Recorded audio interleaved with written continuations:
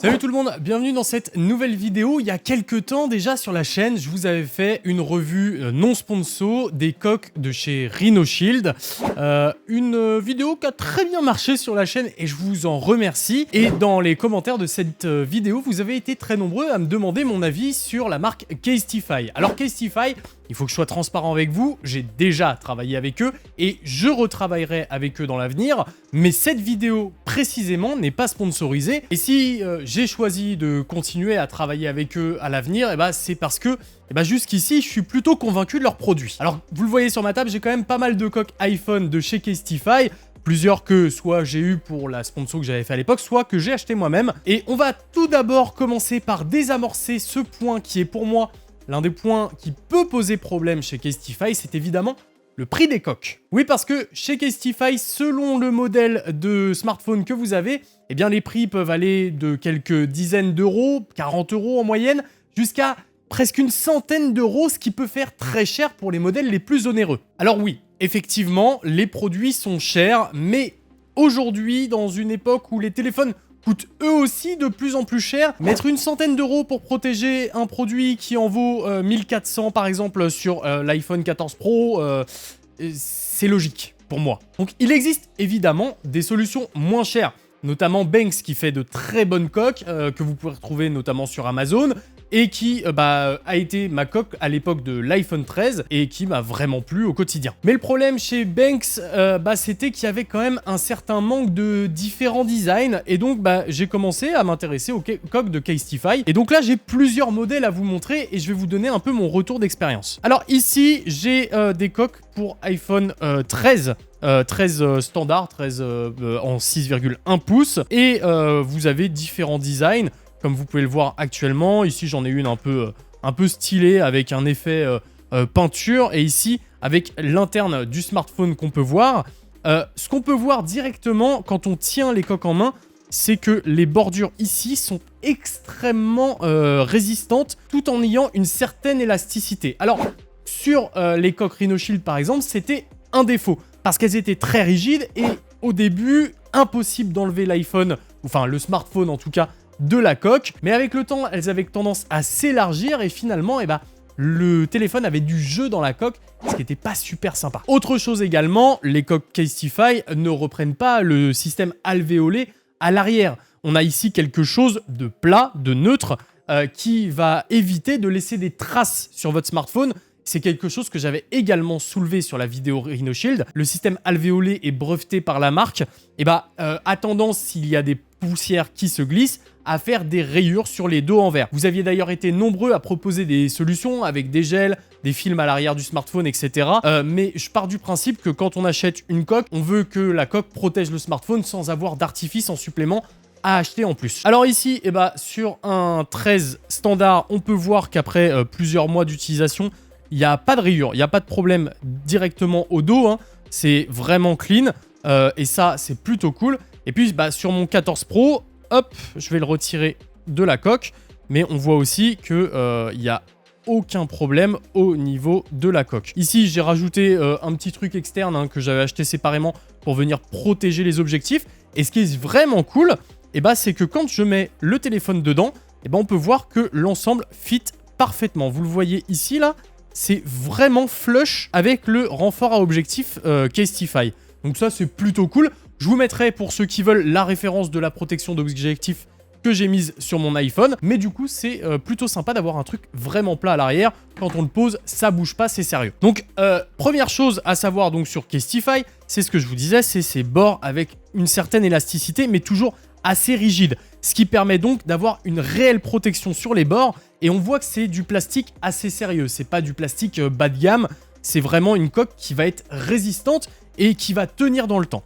Deuxième point très intéressant et que je trouve est un avantage par rapport à Rhino Shield, c'est que sur l'ensemble des coques, les boutons sont solidaires à la coque. Alors, le mauvais côté, c'est que la personnalisation en sera quelque peu limitée parce que certains aimaient bien choisir des boutons d'une couleur différente de celle de la coque pour créer un peu son propre style, mais on avait tendance régulièrement à voir les petites couvertures colorées des boutons qui sautaient, qui se désolidarisaient des boutons amovibles, et finalement, ça perdait un peu de son cachet. Après, il faut savoir que chez Casetify, on a plein de modèles de coques différentes. Alors, il y a des collabs, il me semble, avec One Piece et Dragon Ball Z, si je dis pas de bêtises. Moi, je suis pas très fan des licences, mis à part NASA, mais ça, c'est chez Rhino Shield, c'est chez la concurrence. Mais vous avez quand même beaucoup de designs différents. Voilà, moi, j'ai celui avec des smileys dessus, un peu liquide, que j'aime beaucoup. Celle-ci, qui est très cool aussi, et que j'aime particulièrement, ça, c'est vraiment mon style. Une coque un peu hacker, hein, hacker style, que j'aime beaucoup, mais ma préférée, c'est celle-ci, avec des gros renforts sur les bords, qui vont vraiment maintenir le téléphone s'il y a une chute, et ça c'est vraiment sympa. Effectivement, ça rajoute du poids et ça fait un gros téléphone entre les mains, mais vu le prix du téléphone, la protection n'est pas à mettre de côté, je pense. Alors vous allez avoir aussi différents types de coques, hein. Donc, alors celles-ci sont appelées les coques impact et celles-ci les coques ultra, il me semble, et puis vous avez après les ultra impact, qui viennent vraiment renforcer les bords, comme vous le voyez ici. Et puis vous avez encore une gamme au-dessus, je crois que c'est la Bounce Extreme, qui est vraiment avec des grosses bordures. Je vous mets une image actuellement à l'écran, hein, si vous le souhaitez, pour vraiment voir à quoi ça ressemble. Mais là, on se retrouve plus avec un téléphone entre les mains, mais vraiment une arme de destruction massive, et ça peut être un peu lourd. Alors vous avez aussi la possibilité chez Casetify, à l'instar de la concurrence, de faire personnaliser vos coques. Vous pouvez rajouter du texte, des photos, des images, il me semble, pour vraiment trouver la coque qui vous correspond et choisir même les couleurs des bordures de la coque. Actuellement, là, sur le site, vous pouvez choisir n'importe quelle coque et puis venir rajouter du texte dessus, choisir le format de la coque. Évidemment, personnaliser une coque, ça rajoutera du prix. Donc, faut être conscient que ça rajoute au budget de la coque. Vous allez évidemment sur le site avoir différents designs, des designs à édition limitée, des designs qui vont être en collection et qui seront régulièrement disponibles, des collaborations avec différents artistes, notamment Keith Haring. Donc vous avez vraiment un beau choix, hein, de coques qui sont disponibles sur le site, et plusieurs types de plastique utilisés, et vraiment ça c'est un point que j'aime bien personnellement, c'est le côté un peu éco-responsable. Vous allez avoir les Casetify, qui sont des coques qui, elles, sont en plastique recyclé, mais également et surtout les coques en matière végétale, et celles-ci sont très spécifiques puisqu'elles sont faites en mélange, alors si on en croit le site, hein, de Casetify, de grains de bambou et de fibres végétales. Elles sont d'ailleurs imprimées avec de l'encre écologique, et en fait, vous pouvez à tout moment la jeter directement dans le bac à compost, puisqu'elles sont compostables. Et ça, je trouve ça plutôt cool. C'est-à-dire que le jour où la coque est cassée, abîmée ou quoi que ce soit, vous la mettez dans votre bac à compost, et elle va naturellement se dissoudre avec le temps, se mélanger à la terre, et donc ne laissera normalement, hein, en tout cas, aucune toxine, aucun morceau de plastique dans le sol. Et ça, c'est un petit point que je trouve très intéressant pour le côté éco-responsable.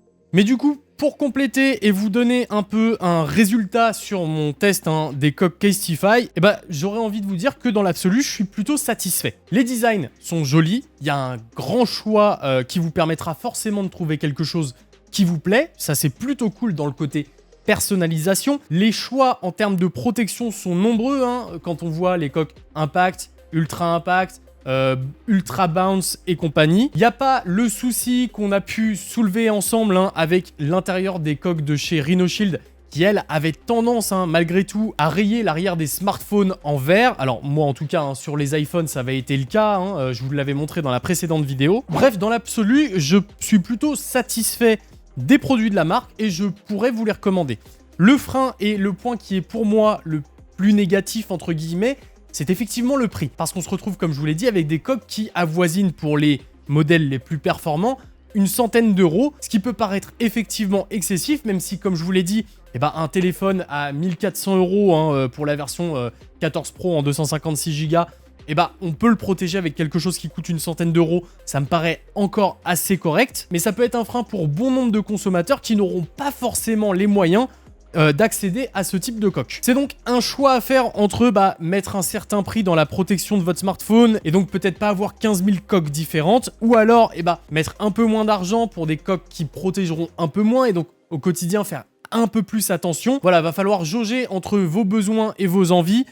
pour choisir la marque de coque qui vous correspond. Voilà donc pour cette courte vidéo sur mon retour d'expérience sur les coques Casetify. Je vous invite à aller voir celle que j'avais fait sur Rhino Shield si vous voulez en savoir plus. Il n'y a pas de lien affilié, rien de tout ça en description parce que c'est une vidéo non sponsorisée. Donc si vous voulez des liens affiliés, il n'y en a pas ici. Si cette vidéo vous a plu, n'hésitez pas à vous abonner et à activer la cloche. C'est le meilleur moyen de soutenir la chaîne. Je vous mets donc juste ici la vidéo qui concerne les coques Rhino Shield. Et moi, tout ce qui me reste à vous dire, c'est à très bientôt pour plus de contenu sur la chaîne. C'était Nacrium. Ciao!